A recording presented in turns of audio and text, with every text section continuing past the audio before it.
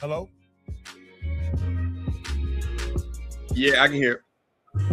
You can hear the music? I can, yep. All right, gotcha.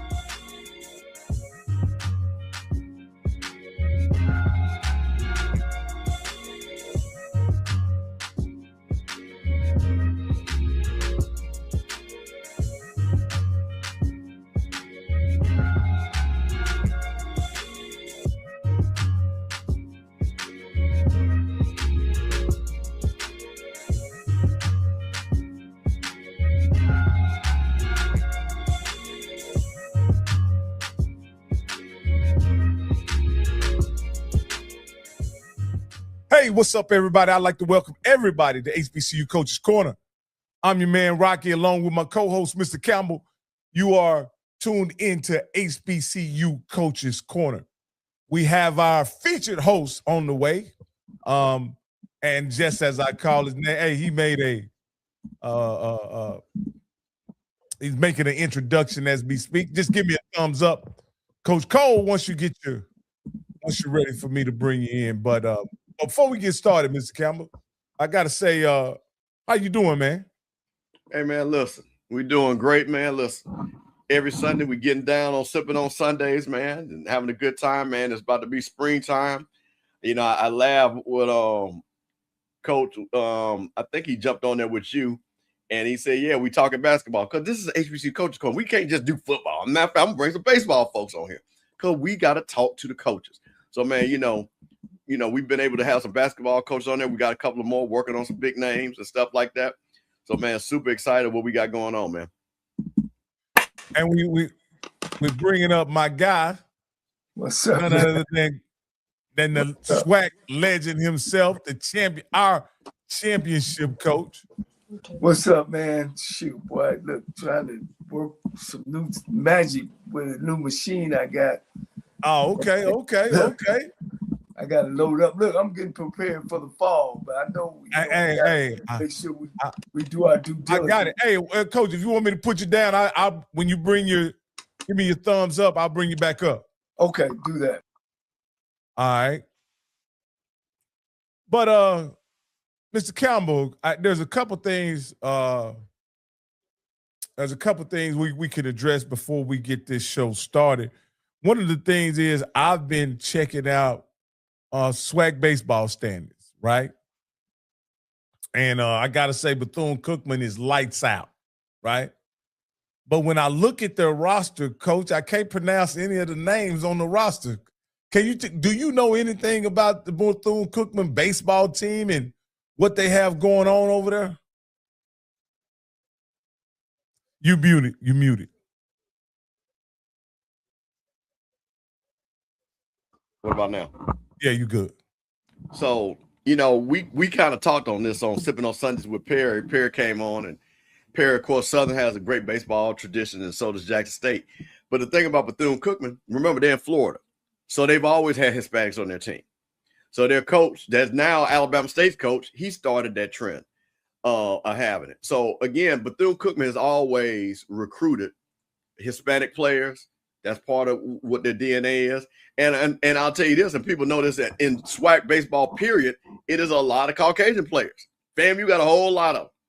So this is just part of what we see. And one of the things that we talked about with Perry is that, again, when I was growing up, I can remember a whole all-star game that you could feel the whole, and I'm talking about African-American players at every position, where you had a black pitcher, second base, first base, shortstop, third, and of course all the outfielders.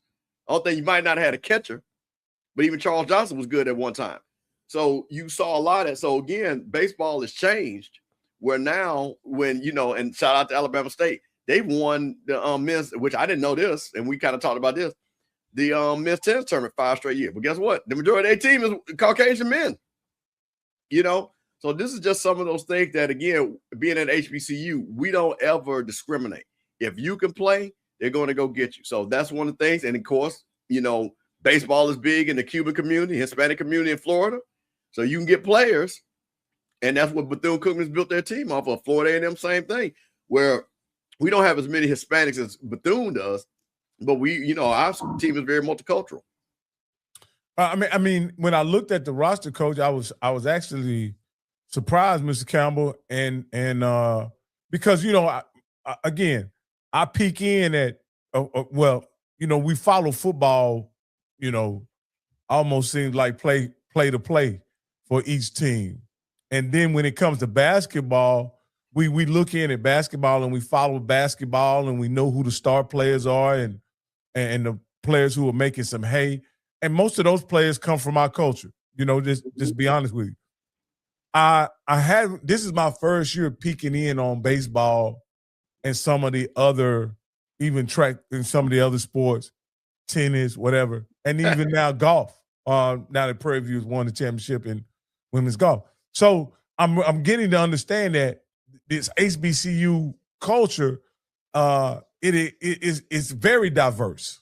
It's very diverse when you talk about the what are known as non-revenue sports on the PWI side of the house. I used to like to call them the welfare sports, but I'll stop doing that because especially in a sense that the guys who play the revenue sports are being taken care of. Yep. And so with that being the case, that I think that has put all of the non-revenue sports on notice, meaning that they have to, there's a way, they have to be funded and they have to come up, I believe, with some, streams of revenue for those programs if they want to be funded and participate. But yeah, it's interesting to see and look at the non-revenue sports and find out that at these HBCU universities, that they're very diverse and multicultural. Well, I tell you the thing, but it also goes, and this is the part. I hate that because baseball in general, you don't see, if you go to like where the black high schools are. See, I remember growing up, man, you saw cats playing baseball. See, it was not special. And I still think, and most athletes tell you that, man, you had guys, you know what? They play football and baseball. They play baseball and basketball. They played multiple sports. So you had all these guys, like in Jackson, that you could see cats. Man, they were just as good baseball players as they were football players. Because that's what they did. They played some, they couldn't play basketball, so then they played baseball. And then they just rotate in and out. So you had guys, any guy that was a quarterback was a pitcher. 100%. Guaranteed. So you had those guys that played. And so you would see those guys matriculate, and then they go to Valley, they go to Alcorn, they go to Jack State. And you will see them play. Same thing. I played baseball every summer down in New Orleans. North baseball. Listen, that league, I can probably remember cats that I played against that played at LSU, that played at Southern, that played at Grambling, went to the pros. I mean, you could see it right then and again how bad these boys. But I'm pretty sure North baseball is not the same the way it was when I was coming through there in the early 80s. You know what I mean? And things like that. But everybody was black. Everybody was playing baseball. But now you go, I have friends of mine say, hey, man, they got a baseball team that's going on. They don't have that. Or guess what they do? They don't even play for the high school. They play for a travel team, which is crazy to me, which is totally crazy. Yeah. That you don't have that. So when you got these schools that the pipeline where, again, the majority, again, black schools that populated, again, you can go, man, like I said, you can go look at some of our great baseball players that are black. Go look and see where they play high school at. Especially Florida A&M down in Tampa, man. Listen, you go Google black baseball players from Tampa. Ridiculous what they used to bring out of Tampa. So those are things that you sit back and see now. So what happens? Hispanics, they're playing baseball. That's their first sport. So guess what? If you're trying to win a championship, who are you gonna go get? Now, what's interesting, because I'm a big college guy. So I've always watched college baseball. But what has happened is you go look at Vanderbilt, right? You know what Vanderbilt coach said? I need to get more athletes. Because he couldn't get the white guys that Georgia, Florida, Ole Miss, Mississippi State, the traditional LSU, these are the traditional SEC powers, right?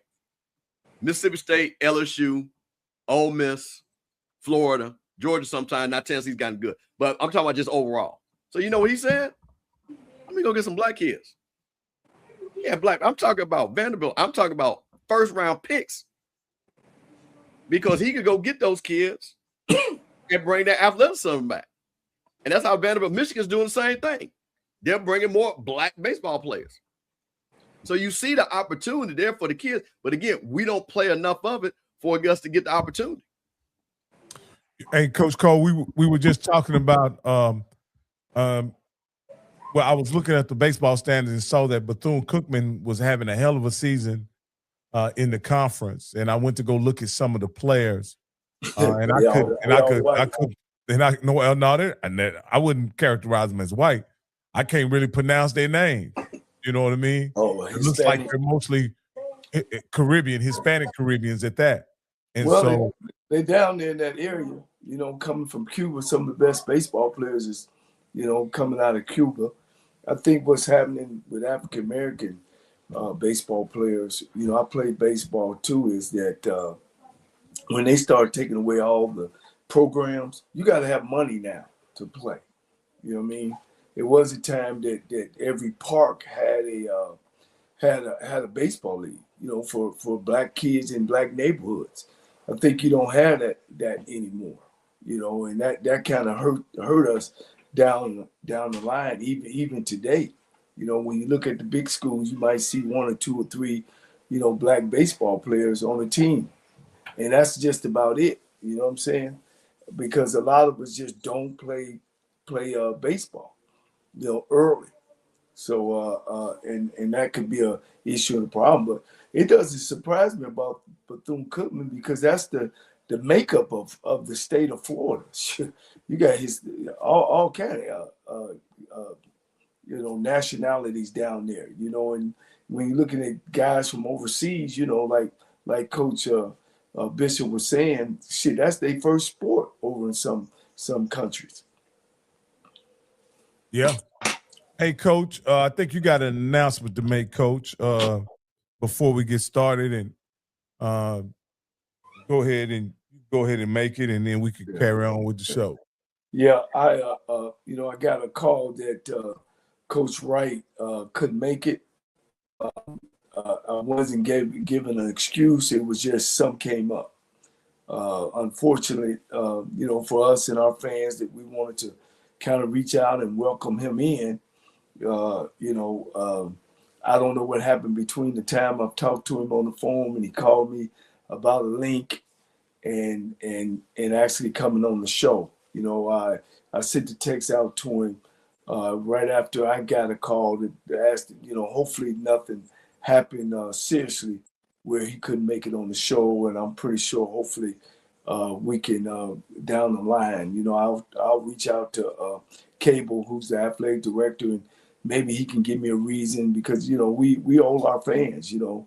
Last year we had 2 million views and we're going through the inventory now to see how many views we have, you know, and it motivates us. We're not getting paid to do this, but it motivates us, you know, to get this content out to people who you know, look like us in the HBCU family, and we owe them that. But unfortunately, hopefully nothing is majorly wrong or happened with Coach Wright, and you know, he's a part of the SWAC family now. He's the head basketball coach at Alabama State. So hopefully I can get back with him and we can have him on our show.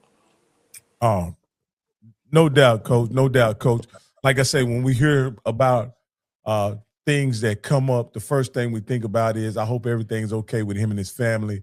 Right. First of all, because you know, you know that being a coach, things do come up. You know what I mean?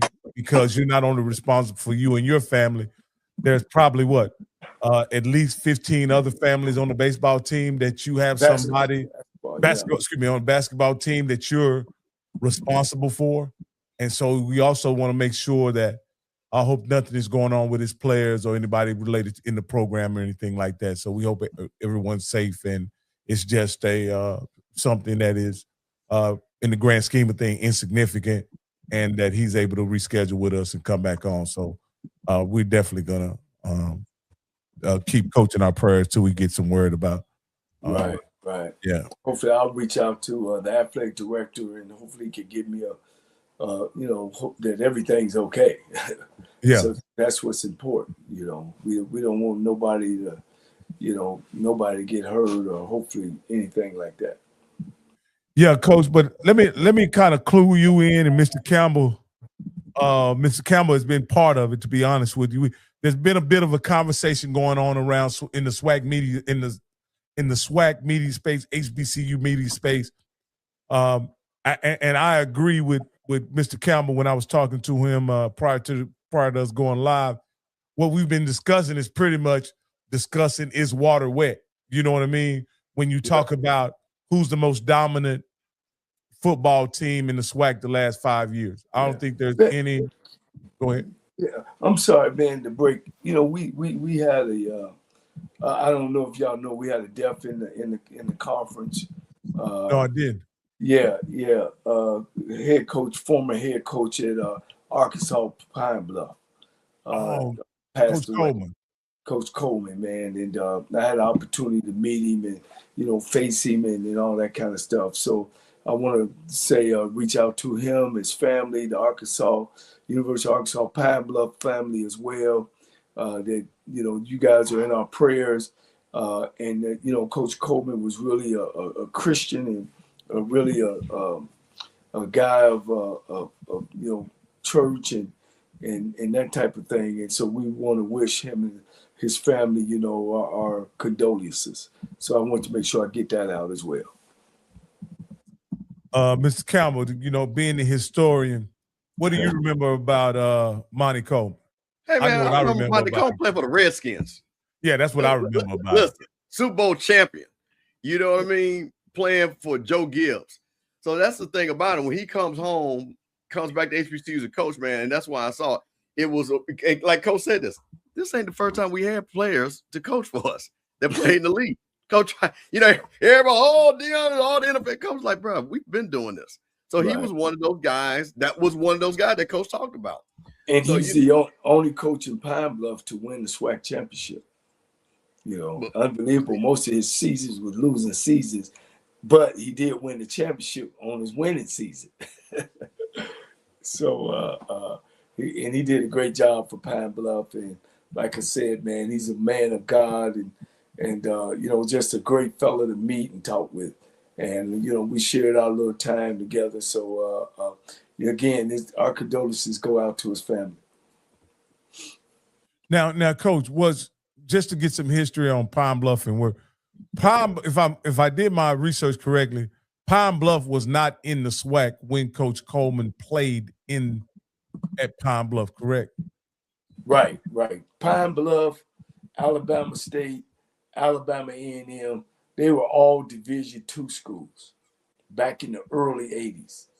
And then they eventually jumped into the SWAC. Okay. Yeah.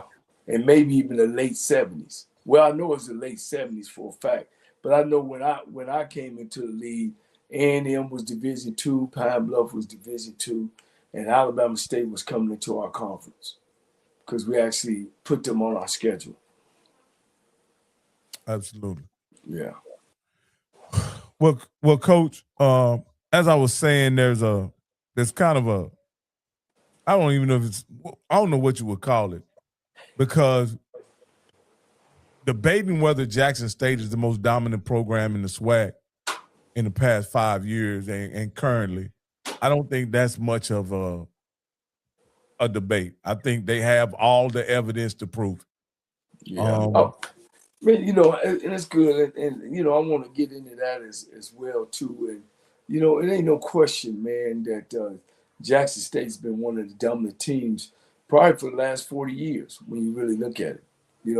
Have Grambling fell off? Yeah, the Gramblings fell off. And when you get that turnover, I can remember riding on the bus. We had a SWAC tour, what I'm talking about, Bishop, where they take 2 players from every team, and we travel from school to school to school. And I can remember Eddie Robinson saying, what's going to mess this up? What's going to mess this up is that when we start getting people in place that ain't never played the game before, And I don't know if that's what it is or not, but that hurts the whole fabric of the school and all that good stuff. Ain't no question, Jackson. And that's why if you were in a conference, and Bishop can contest that, when Deion came, man, you just had two great things happening.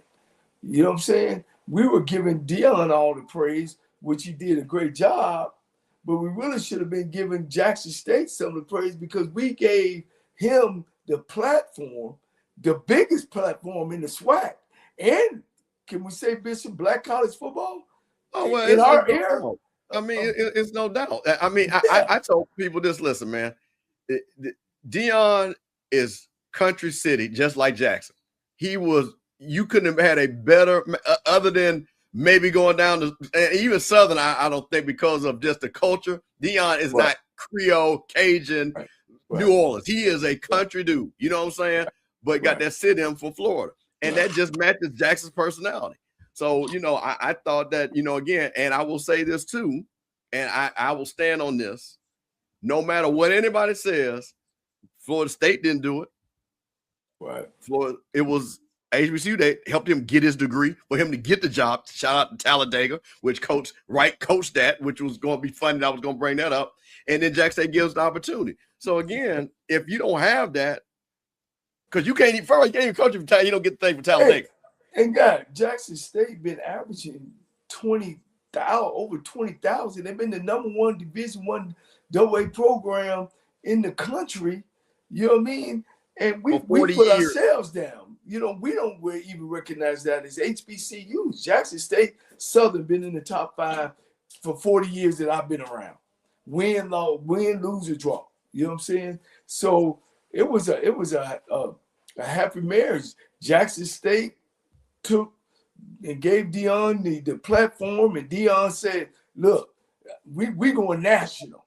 And that's what he brought. He brought national attention, you know, as well as Jackson State had the platform already. So it doesn't surprise me about Jackson State.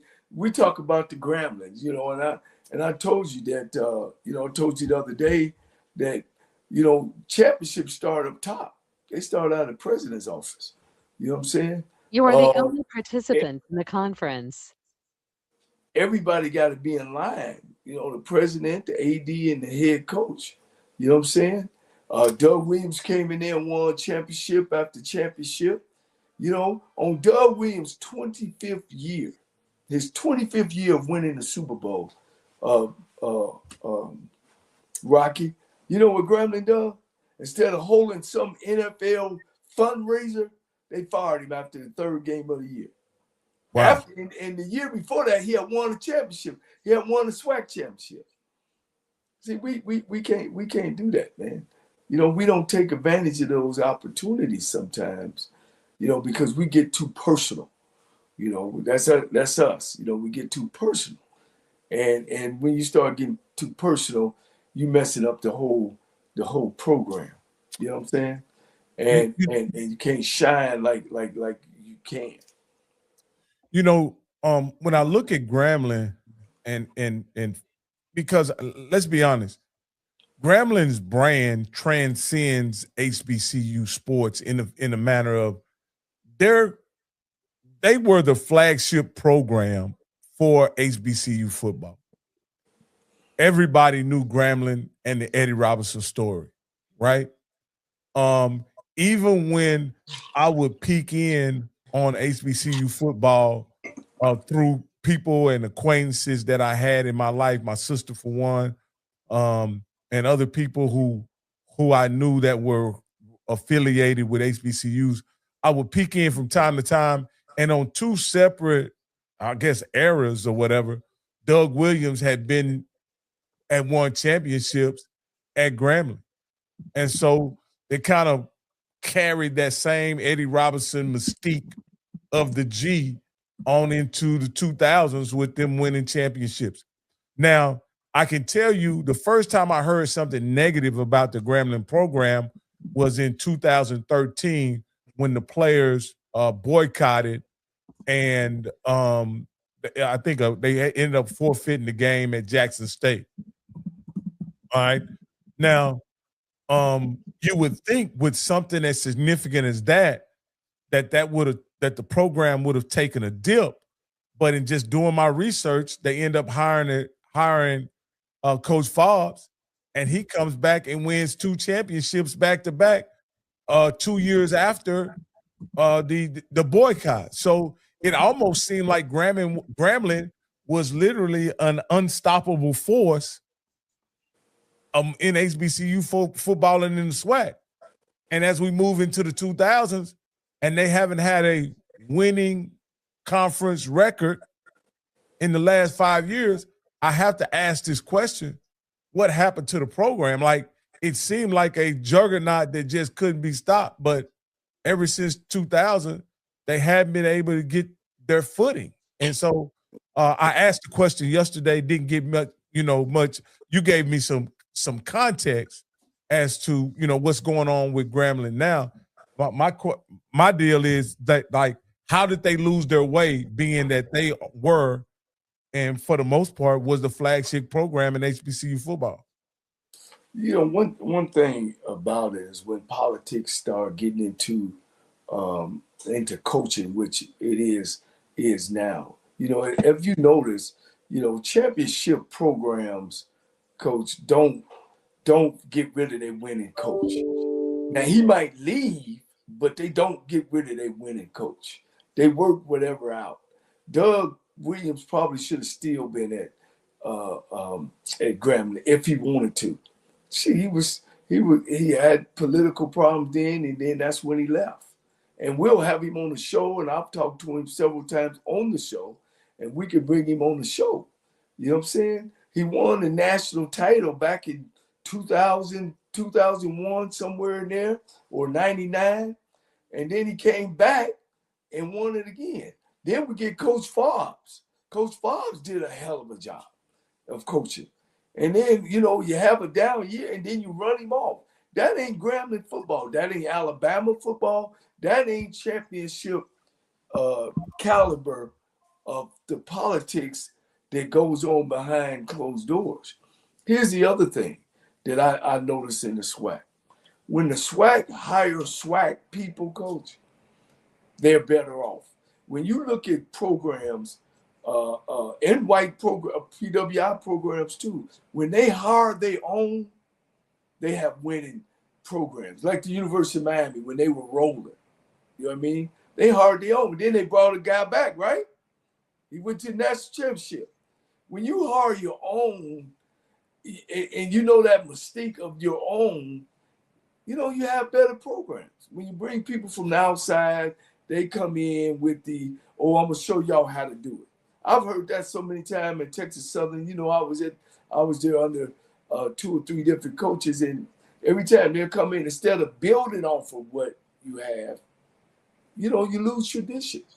Well, Coach, let me play devil's advocate, since we got a little time tonight. And have a little fun with you. If I said, and again, I'm not saying I disagree, but we have a little fun. Nick Saban wasn't from the SEC. Kirk Cignetti wasn't a Big Ten guy.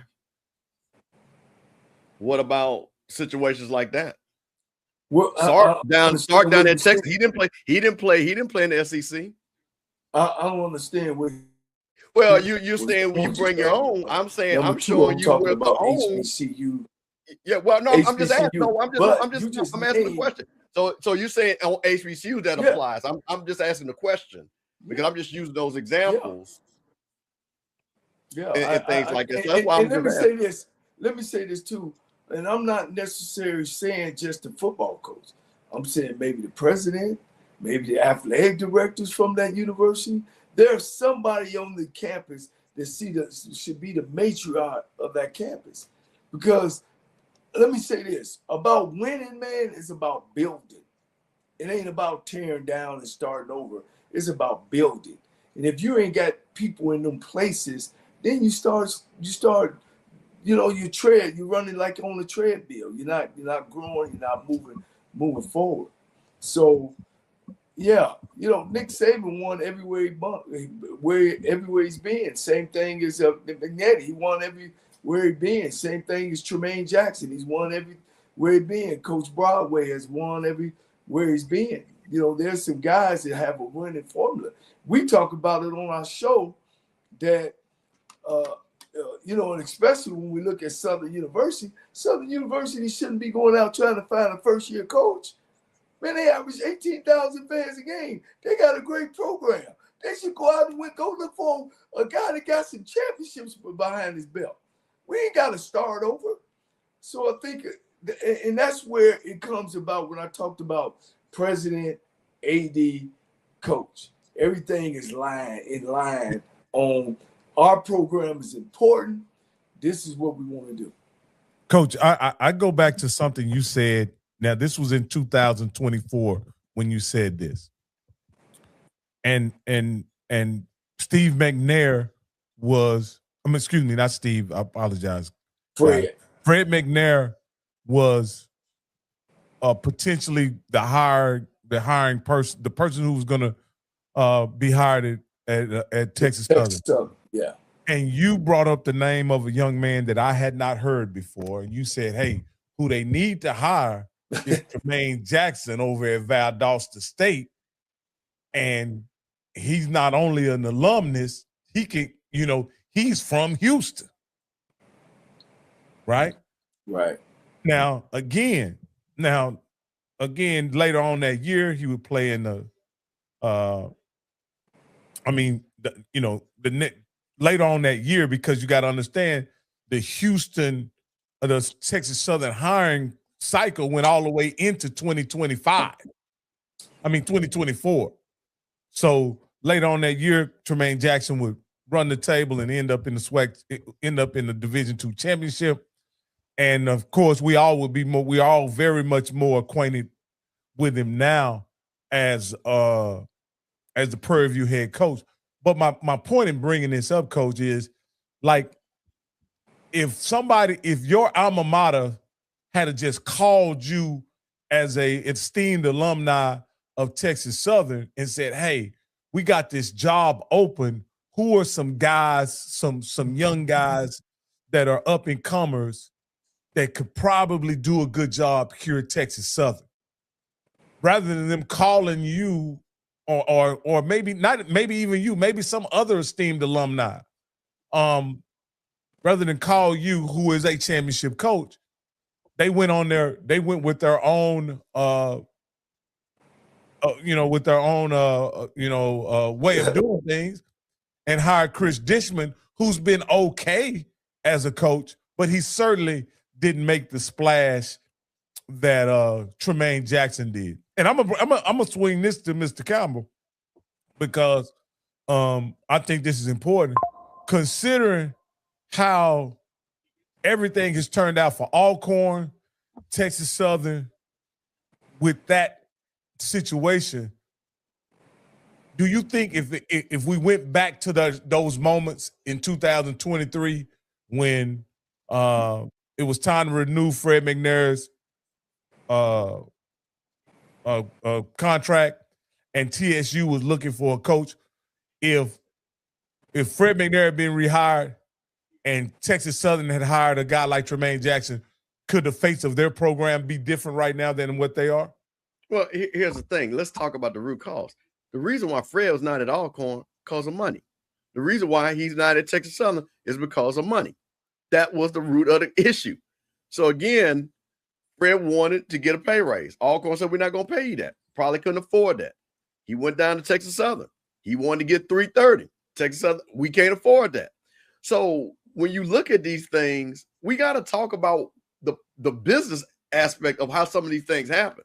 Because Fred McNair didn't want to leave Alcorn. I'm pretty sure Alcorn didn't want to leave. But again, I'm not mad at him. He's like, listen, I've been here. I want to get a raise. They couldn't do it. Texas Southern thought they had a deal. They couldn't push that through that $330. And guess what? Chris Dishman, I know it's not making $330. He making $317. Yeah, okay, he making $317. Yeah. So there you go. Yeah. So my thing is, could it have changed? Yeah, it could have changed. Hell, if Willie would have stayed, you know what I'm saying? What would the swag look like? If we could have paid him the money that he wanted. But, I think, man, things just happen the way they happen.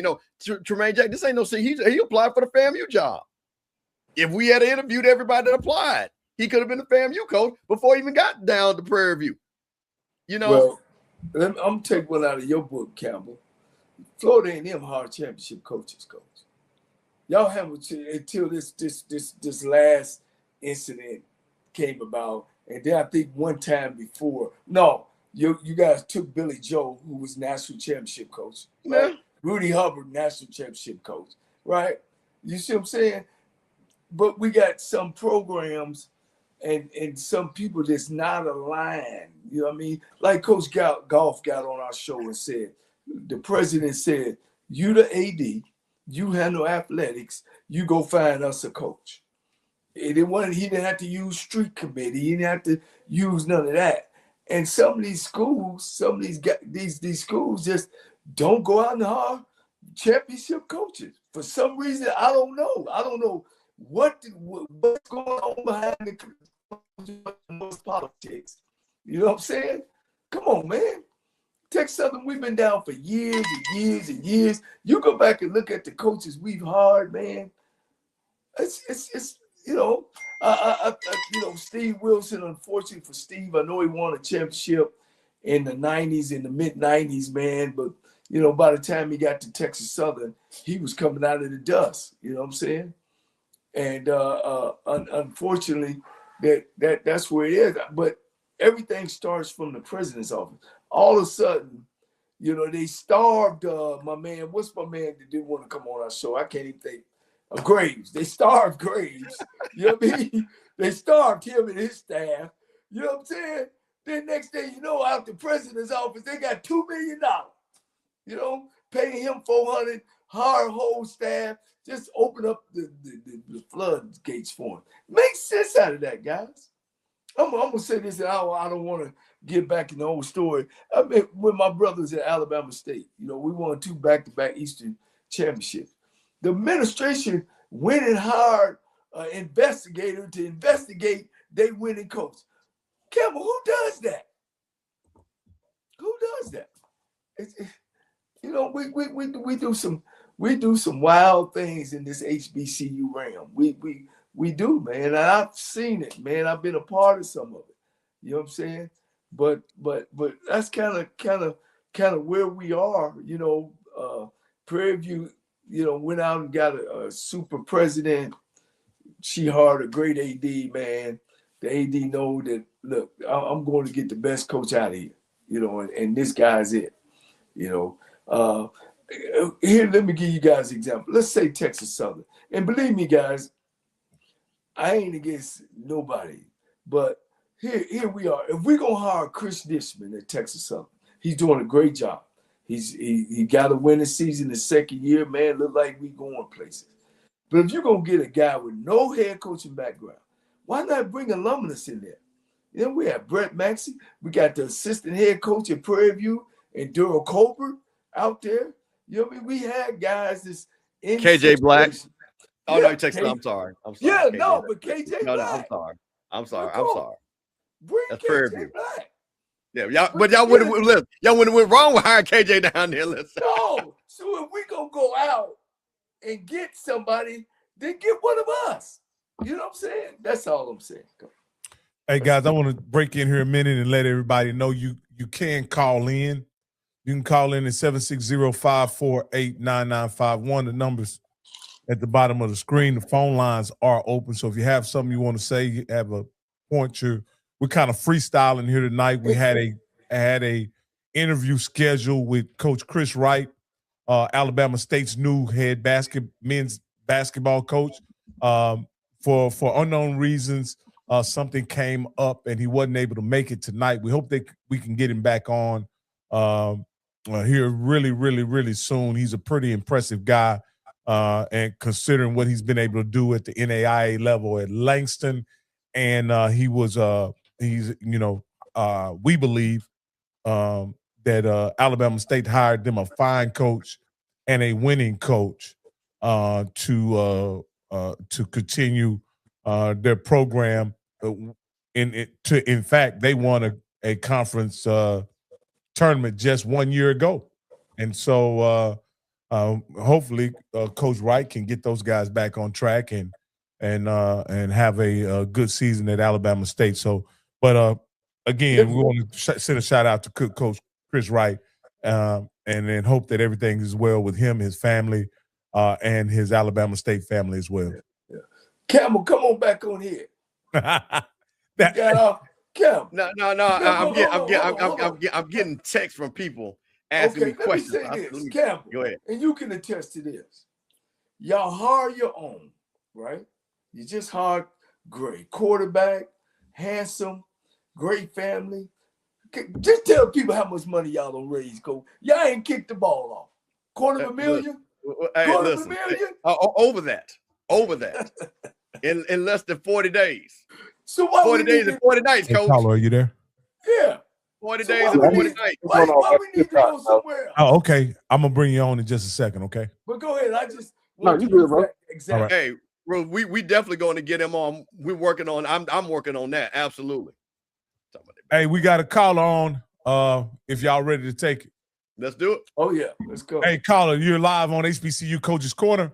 What's your name and where you calling from?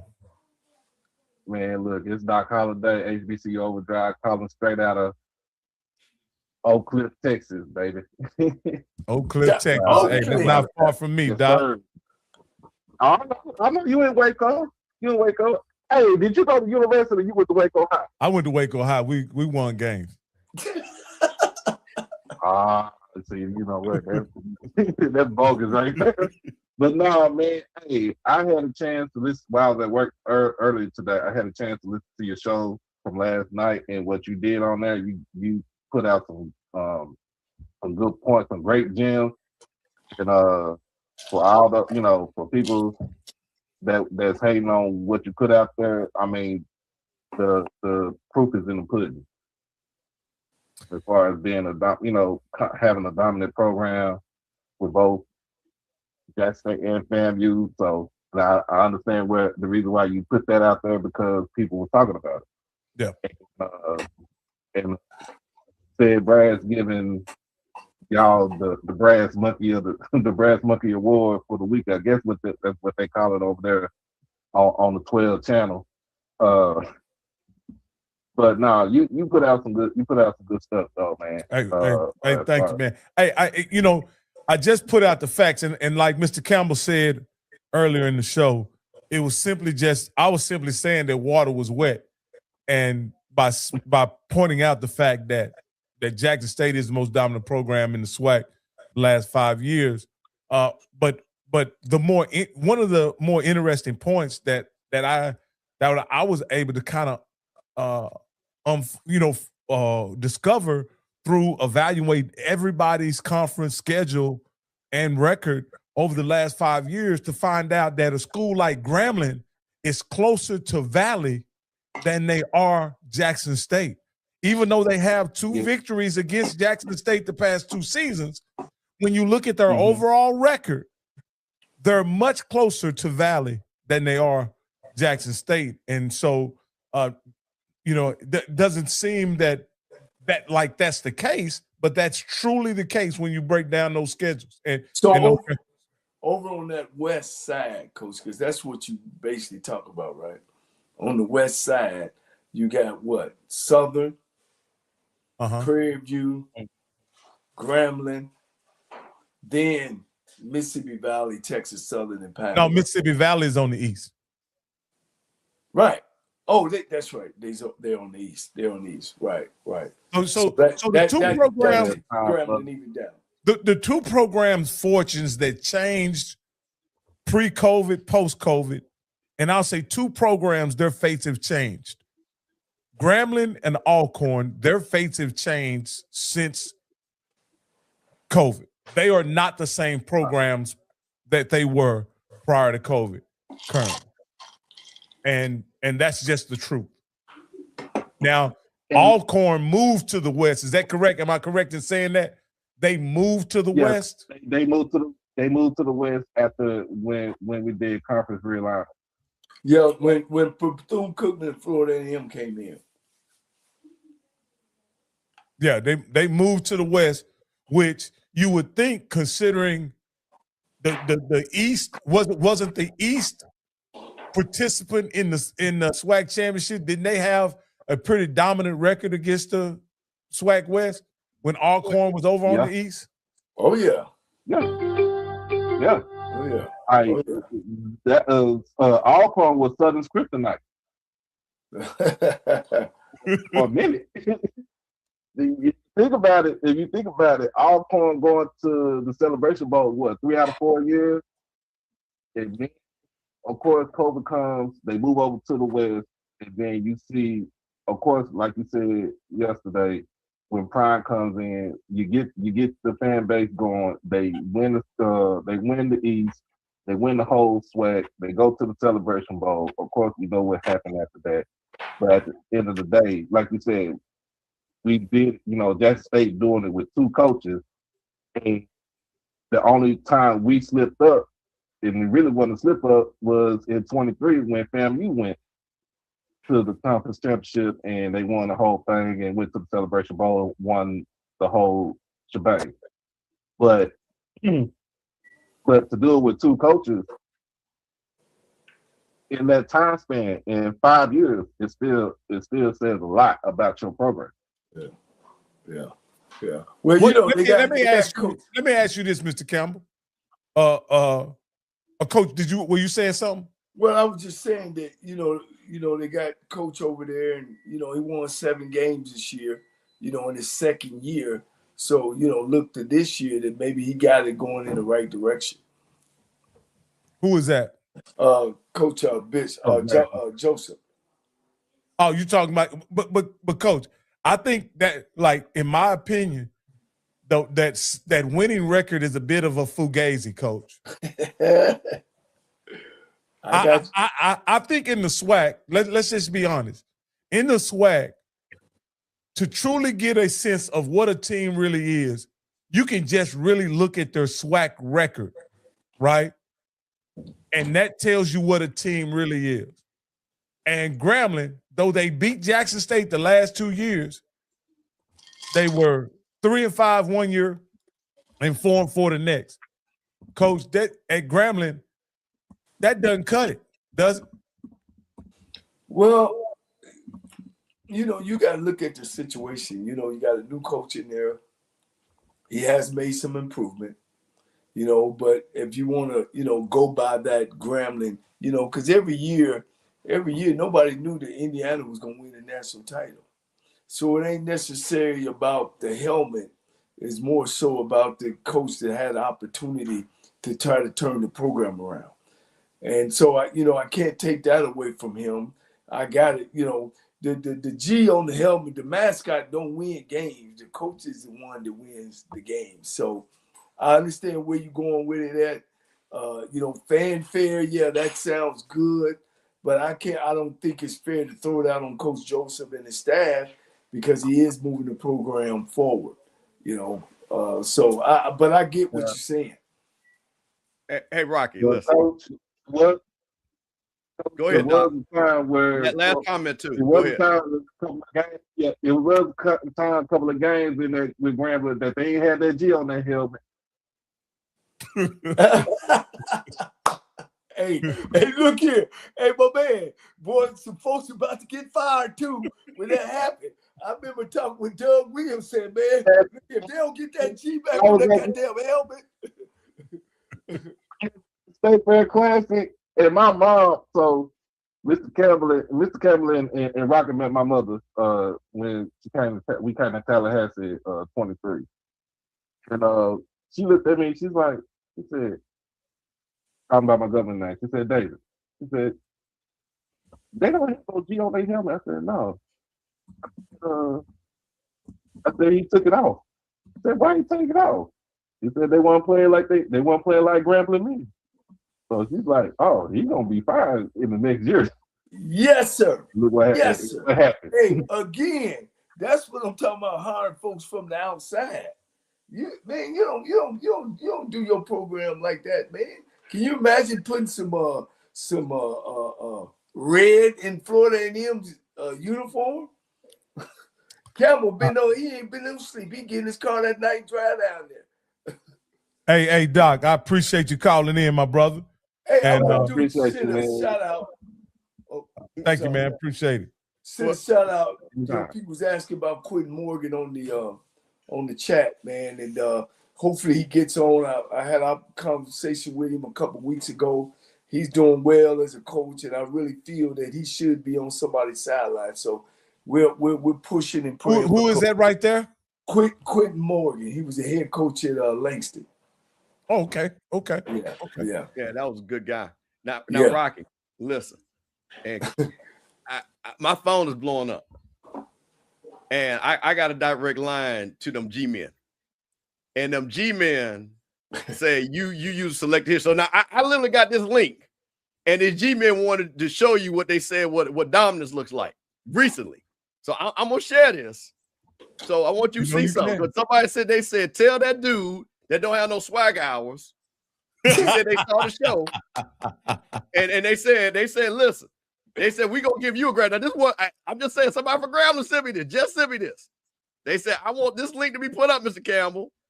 So hold on, wait a minute. I want to make sure people can see this, Rocky. Because they say Rocky. There we go. Let me make this big. Okay, Rocky, you see that? Yes. Okay, 2000, 2001, 2002, 2005, 2008, 2011, 2016, 2017. My Grambling folks say, tell Rocky to keep adding before he get the Grambling. That's what they said. They said if you had did your show a few years earlier, he said you just came late. Now that's what my Grambling guy just texted that. They said that you have come late to the party, and that for you to sit back there and want to act like, he said, anytime in the SWAT you could do this. Now, Grambling my people. Now, I'm from Jackson, but we equal opportunity here. So they just wanted to point out, because you compare, they said, how dare you compare us to Valley? So I'm just telling you what the folks with the G on, they just said, folks got to catch up with the count. Because they said they've done this before. So get I'm on just showing you, Rocky. Get on swag. So now, listen, and this ain't me. But listen, everybody know Graham, them my folks down there. Them my folks, they watch the show, they text me all the time, and they don't mind. They say, listen, because one thing, and I'm gonna tell you what my boy Graham, he said, hey man, we see the Prairie View talk. Grambling people don't do no big talk. He said, Mr. Cam, we don't do no big talk. We just do championships. So I'm just saying, said 5 years. Hold on, wait a minute now. Hold on. That's 1, 2, 3 in a row, 4 out of 5, another one, and then back to backs. What do you have to say to that? That is what I grew up knowing Grambling to be, which is the most dominant program in HBCU football.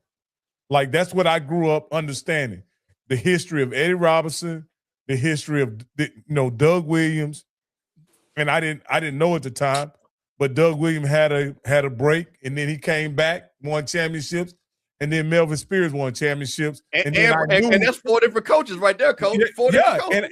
And I met Broderick Fobbs when his dad was here at Baylor, when he was a very young man. He may have been a GA at Grambling then or somewhere, and then he would later become the head coach. So now he went to Grambling now. The son too. The father and the son. Yeah. Okay, and the mother taught there for almost 40 years. Yeah. So I just want to make sure they from Monroe. The mother was a super nice lady. Yeah. Super nice lady. So that kind of solidifies what I talk about hiring your own. You know what I mean? I just want to put that out there. So my point is saying that I didn't say what I said to disparage Grambling. I'm just saying it's shocking to me. If you take a snapshot of the last 5 years, how close they are to Valley. Like, that is shocking to me. Now, Rocky, I understood what you were saying, but when you kept saying that they are, close to Mississippi Valley, bro, I'll be honest, Coach, man, it could never register with me. You're my guy. You know what I mean? Coach, let me just put this back up here one more time. let me just put this back up here one more time. Then I'm gonna leave it alone. Valley could never. Look. And Rocky, you see this? You see these wins? Yeah. Zeros behind the Rocky. That's somebody telling me, Coach, we want you to cook chitlins. I've been like, I just couldn't fathom, I see what you were talking about, but it just It was just let me say this. I've heard now in this. Now let's be honest. When you talk about the Blue Bloods, the history that you guys have given me, I've understood that Jackson State has had a down period. Southern has had a down period. Grambling is now experiencing a down period. You understand what I'm saying? I understand that each one of these blue blood programs have had their time in the valley. Can I add to that? Go ahead. Let's just talk. Jackson State was the first one when they hired and went outside and hired a guy. They hired two of them. They were terrible. Same thing with Grambling when they hired Coach Jackson. I'll say it. It was a bad hire, whatever they want to say. So that's Jackson State and Grambling. That's where they went wrong at, man. It's when they went outside and brought somebody that didn't know the culture of the school. You know what I mean? So that's what happened. Mr. Campbell, let me ask you, when y'all were in the valley, was it close to valley? You talking about our 8 years of in the wilderness? Yes. Well, I tell you one thing, and this is facts. We were 1-10 the year before Willie got there. Coach, wasn't that y'all? Who was before Willie? Who was? Not Joe Taylor. No. Ain't he a singer? No. Let me. Now you got. I can't see one thing about Florida. Yeah, I can't even remember the guy. I can't even remember the guy's name. Rocky. Florida and them self-destructed when they got Billy Joe, and then they were winning championships, and then they wanted to go Division 1A, and they wanted to change the schedule. Some board member talking with my resources. Alex Wood is what someone put in. Alex Wood. Yeah, Alex Wood.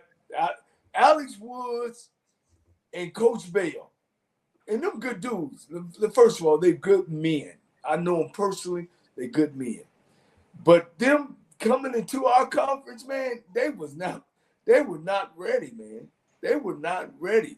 They were trying to bring that PWI way into those schools. Oh man, it was a sad outcome, Coach. It was a sad outcome. Now let me ask you this here, Coach. Because you worked at Southern, you actually were part of the staff that pulled Southern out of the valley. Yes. When they were in the valley, was it bad for Southern when they were in the valley? Yes. But Southern wasn't one of those bluebird programs back then. Southern, when we won the championship, Southern hadn't won a SWAC championship in 34 years. I can remember it. So they were just a team. You know what I mean? Every year they might. Did you say they were just a team? Southern, yeah. Southern was well, I just want to say that disclaimer. Coach Cole said that. I didn't. Gee, I can back it up. I was on the staff. I was a part of it. I seen it. You know, Southern wasn't no ass kicking team. They were always right there in the middle of what was going on. You could pull up the record. You know what I'm saying? When we got there.